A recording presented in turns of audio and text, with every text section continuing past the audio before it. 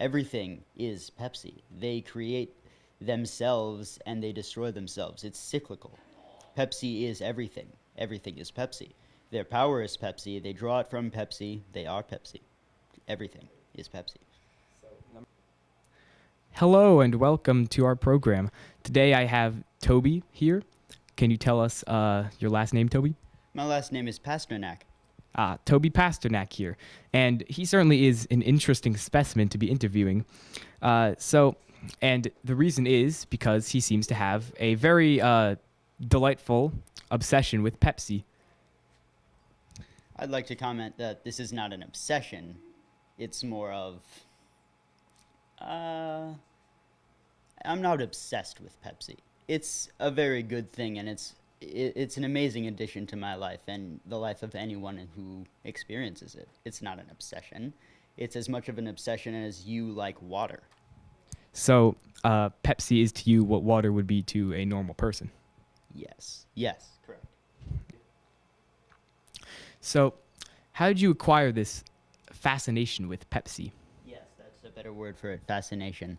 Well, it was fairly simple. In, I'd say, 7th grade, I went to, a field trip, the Renaissance Fair, with the rest of my class, and the only thing I could find to drink there was Pepsi Cola, and I had never really tried soda before.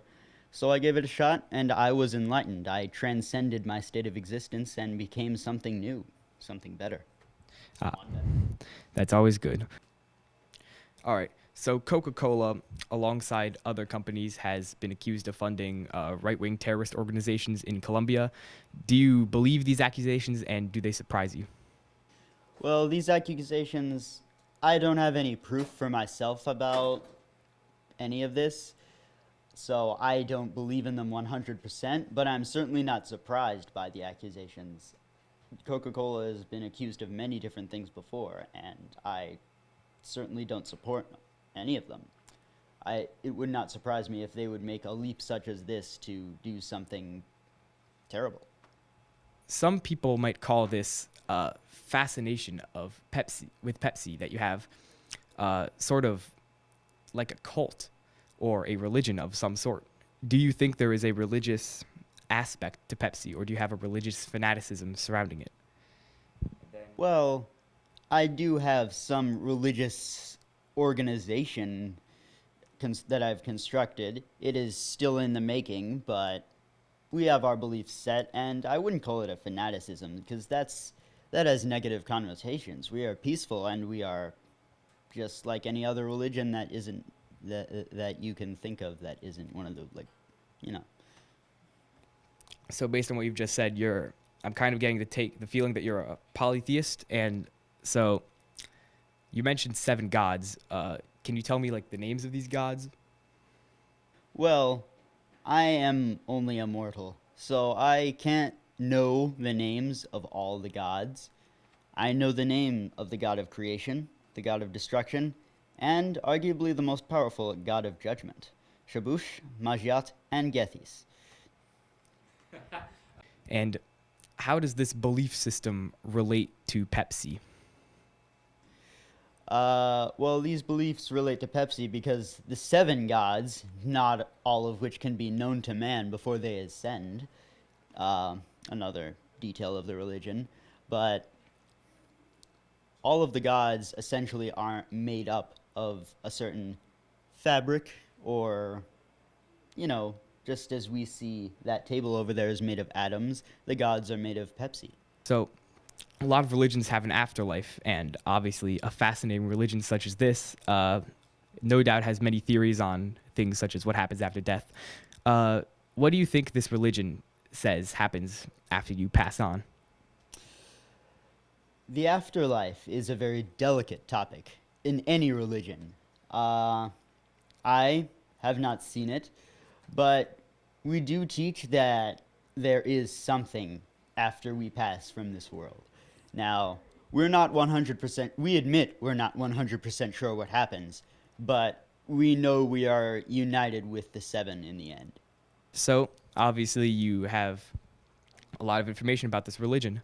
So I would like to kind of focus more on the basis of your religion, Pepsi itself, and the product. So what are your favorite flavors of Pepsi?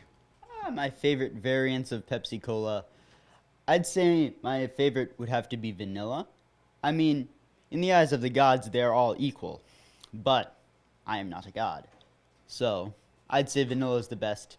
And next to it, I'd say cherry vanilla. I don't know, I've become very, very attached to vanilla. Ah, well, I do like vanilla myself. So, what is the most exotic Pepsi flavor you've ever seen or preferably tasted?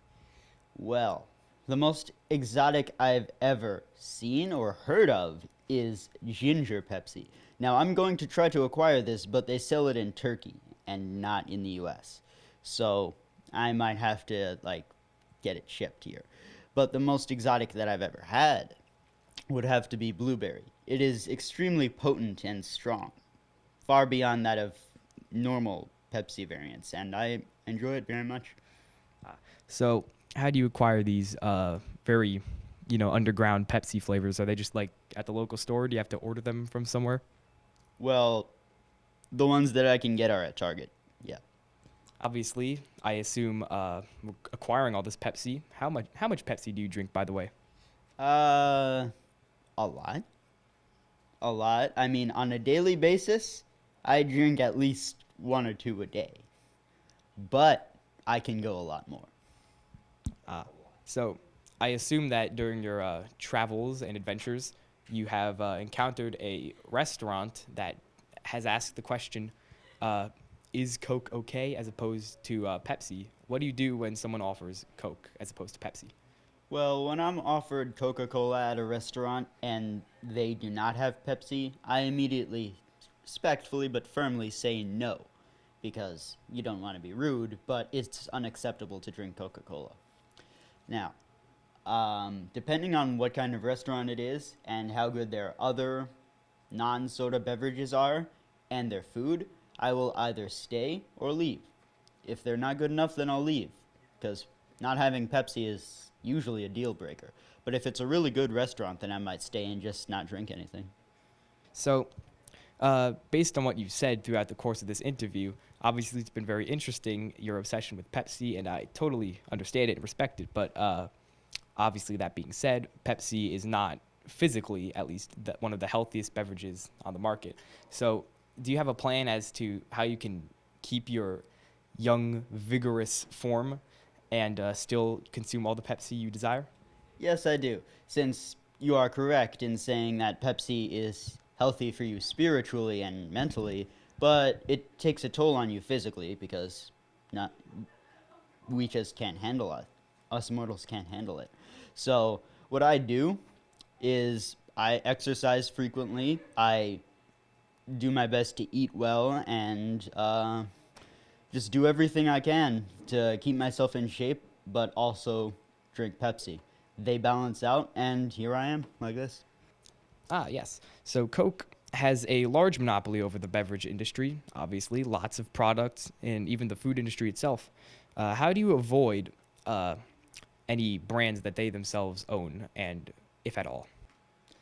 Well, I recognize Coca-Cola products, what is and what isn't a Coca-Cola product in everyday life. Some people still think Dr. Pepper is a Coca-Cola product. There's one over there, but it's not. I know this, and that's why I can drink Dr. Pepper. So I identify what is and isn't a Coca-Cola product, and if it is, I avoid it, and encourage my close friends and family to do so as well. Although, it's not my choice who goes to heaven and who doesn't. Thank you, Toby, for your time with us today. It's been very wonderful having such a Pepsi enthusiast on the show. Thank you.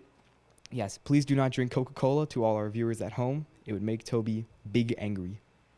Ladies and gentlemen, I bring you the milk and Pepsi chug. Oh yeah. I'll do this chug.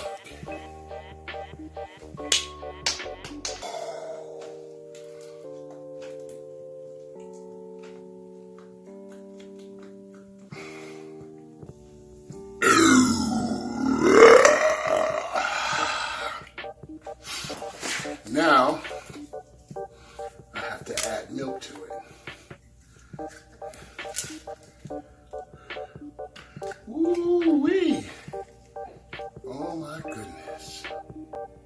Laverne, you was a wild girl. Well, I can mix it up this way. Oh, that wasn't smart. Uh-oh. Oh my goodness gracious.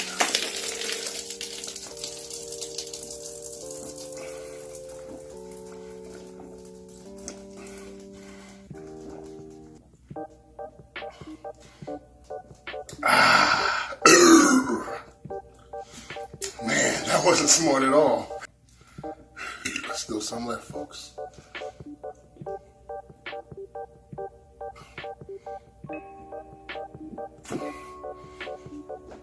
And that's all she wrote. Till next time. Peace.